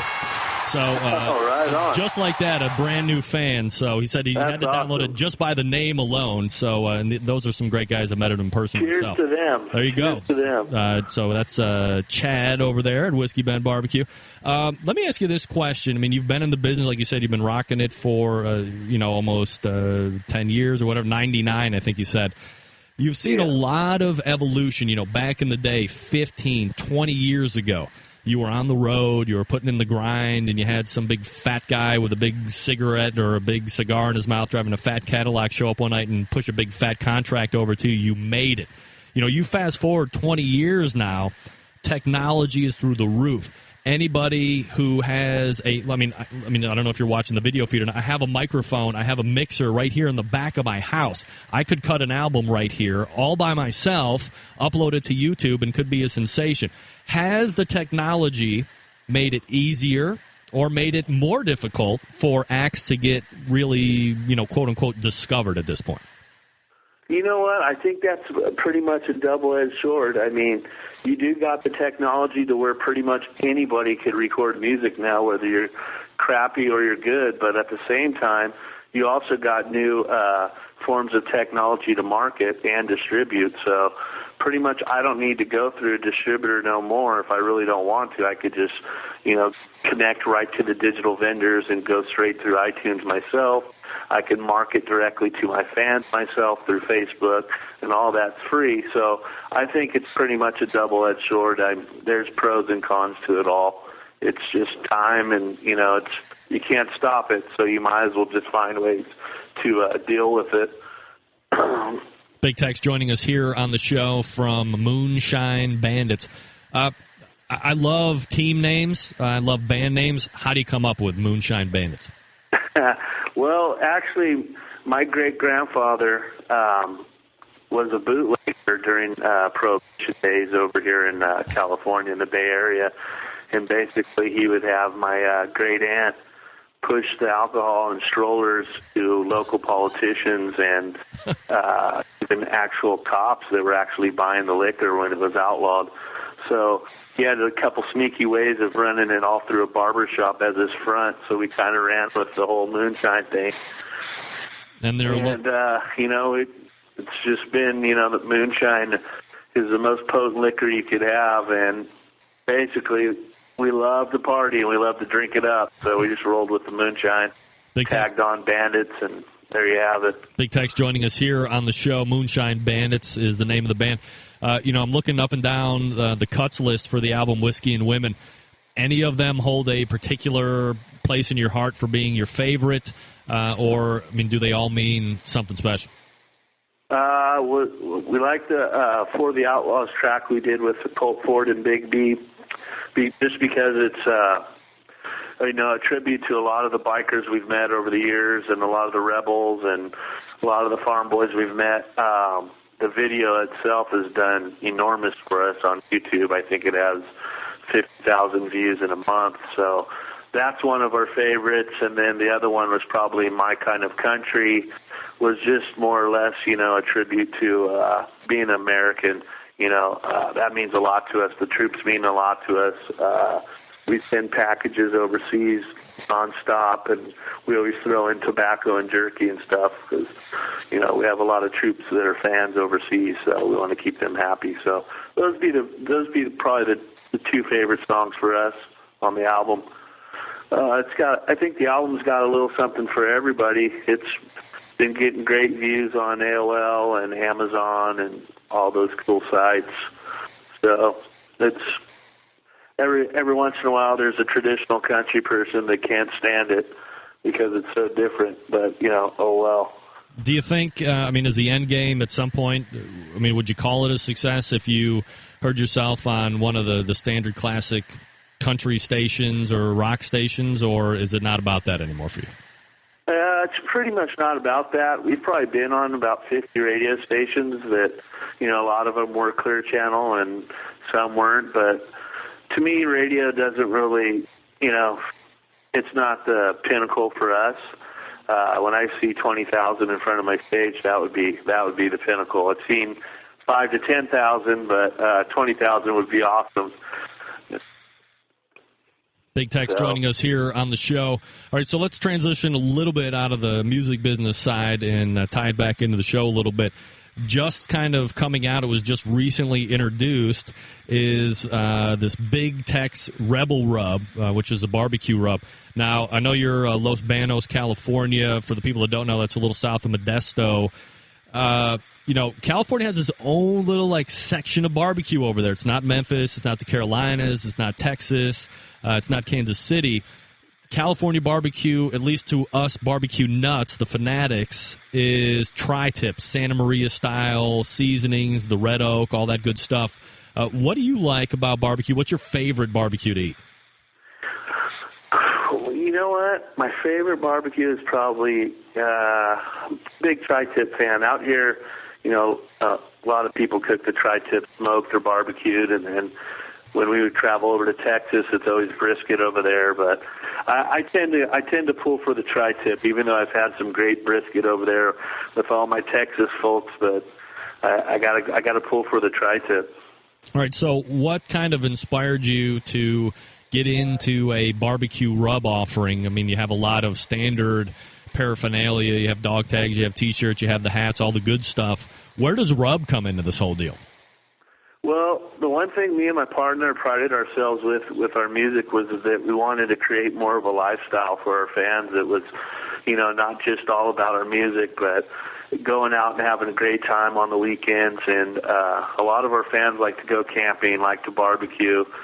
And then we started doing a lot of 4x4 conventions over in the Texas area. So we got to see how Texas barbecue really got done, and we got to judge some competitions over there. I don't know much about barbecue, but I know how to eat it. So I know it tastes good. But anyways, we had a great time over there, and we got to see a lot of different things, Carolina barbecue too. So we thought, why not? Let's see if we could find somebody that knows how to make these type of things and kind of team up and put our thoughts together. And we'll try anything once. If it doesn't sell good, that's okay. I got a big supply for myself. There you go. Big Tex joining us here on the show. Moonshine Bandits is the name of the musical group. Whiskey and Women is the album that is out right now, 14 cuts for your pleasure. And so, I mean, when you're going through, how long does it take to go from concept to actually being pushed out onto the shelves? It took us a while because Jeremiah, who is Red, he was kind of helping me with as far as creating the rubs. And I had in my mind what I wanted. I wanted something, bold and peppery. And we were going back and forth mailing. He was mailing stuff to me. And then from that stage, when we finally got it dialed in, then we went to researching the containers, the cost, and all that. And then from that, went to the label design, which I did the label design too myself. So it's pretty much a little bit of a process, I guess you could say. I don't have an exact time how long it took, but it did take some time of narrowing it down to exactly what I wanted and trying it on a few different meats. It's really good on the pork loin and tri-tip. It's even great on chicken. So, hell, it was even good in my Bloody Mary one morning. I was pretty hungover, and I said, why not? I'll throw it in there, man. It was awesome. Oh, yeah, a little peppery there for your morning hangover elixir, and you get the Rebel Rub barbecue seasoning and a dog tag bottle opener for $10. And is that something you can get at NorCalBBQ.com? Yeah, you know what? I don't think they have it up there yet. I think it's just on our website or for right now. All right, and that's moonshinebandits.com. And again, we're talking with Big Tex, who is part of the Moonshine Bandits. You can follow him on Twitter at Moonshine Bandit, or you can find him on Facebook, facebook.com/Moonshine Bandits, and they are part of Suburban Noise Records. Big Tex, where are you guys going to be performing at here in the upcoming future? We're actually doing a show over here in Copperopolis, California. It's going to be a lake resort show, it's pretty cool. They got it all set up lakeside, and it's at Lake Tulloch Resort. And then after the show, pretty much everybody has a hotel right on lakeside, so it's pretty much a overnight party for people that want to go by RV, boat, or even camp. Everything's welcome. So, and then after that show, we head out on tour. I think in late or mid-October, we go on a tour of the U.S., so we'll be hitting everywhere. Any plans to be in the Rock and Roll Hall of Fame city of Cleveland, Ohio? You know what? We're supposed to go over that way. Hey. I don't know what venue we'll be playing. Hey, there's you got House of Blues, you got the Blossom, you got Gund Arena. I mean, there is a veritable cornucopia of places that you could be playing. If we head out that way, I'll definitely take care of you and whoever you want to bring through, man. It'll be a good time. Oh, man, that would be absolutely fabulous. Being a new member of Shiner Nation, that would be certainly that would be one of the coolest things to ever happen, would be to see somebody have actually perform live that we've had on the show here. So good luck with the tour. Good luck with the upcoming date here in the next couple weeks. And where was that date that you were going to be? I have a couple people asking me on Instant Chat where all the water and the fun stuff is going to be. It's going to be September 10th. It's a Saturday at Copperopolis, California, Lake Tulloch Resort. Copperopolis, California. Never heard of that. Where is that going to be? Like, where is that in relation to some big cities that I might know, being a Clevelander? Modesto, California. Okay. It's near over that area. All right, so kind of centrally located there towards Modesto. Yeah, central. Yeah, so if any of the listeners that are out there, that we got some Californian people that are listening right now, some SoCal, some a little bit farther north, but if you're looking for a good trip, you want to go out and see Moonshine Bandits, go ahead and hit up Big Tex and see what it's all about. And we're talking about the Rebel Rub barbecue seasoning. You get a dog tag bottle opener as well. One last question before I let you go, Big Tex. If I could write you a show and you were going to be performing with somebody else, band that you would, hands down, stone cold lead pipe block, say that you would love to perform with? I got to go with, you know what? Shoot. You'd have to bring him back from dead. I'd say Johnny Cash, but wow. We played with David Allan Coe. We played with Uncle Cracker. I'd probably say Kid Rock would be next in line. All right, absolutely great choice, man. I'm a big fan of David Allan Coe. I'm sure a lot of people that are on the chat here have no idea who that is, but if that ain't country, I'll kiss your ass. And we're talking with Big Tex from Moonshine Bandits. Again, at Moonshine Bandit is the Twitter account, Facebook.com, Moonshine Bandits. Big Tex, always certainly appreciate the time talking about the music business and then about the rub. Continued success, man. If you get out to Cleveland, hit me up for sure. Hey, I appreciate it so much. Thank you for having us, man, and cheers to you guys over there. All right, take care. There he is. Big Tex from Moonshine Bandits. That was awesome. Love to get outside the box a little bit when we're talking barbecue with folks. And look, I was able to tie it in. You can't say I didn't. He's got barbecue rub out there, and I'm going to be placing my order. I want to get one of those T-shirts or one of those caps that says Shiner on it, man. That's pretty cool. Got to give me one of those. And got to try the rub. You know I'm a rub guy, right? All right, let's see if we can do this here in 35 seconds. Got to thank Big Tex out of Los Banos, California, Moonshine Bandits. At Moonshine Bandit is the Twitter, Facebook.com, Moonshine Bandit, Suburban Noise Records. Whiskey and Women is the name of the album. 14 cuts, so check them out.